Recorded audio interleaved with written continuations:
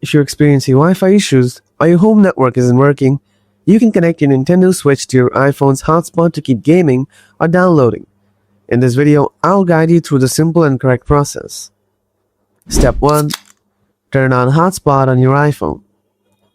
Get your iPhone, then open Settings, tap Mobile Service, and toggle on Mobile Data. Tap Personal Hotspot. Turn on Allow Others to Join. Note your Wi-Fi password listed here. Step 2. Connect Nintendo Switch to the hotspot. Now get your Switch at hand. On your Switch, go to System Settings. Scroll down to Internet.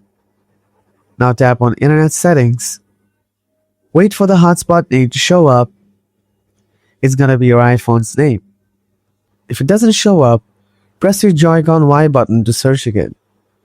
Once your iPhone name shows up, select it and enter the password from your iPhone. Let it connect.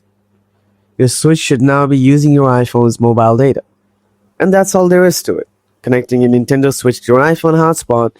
If you found this video useful, don't forget to give it a thumbs up and subscribe to the channel for more useful tips. Catch you in the next one.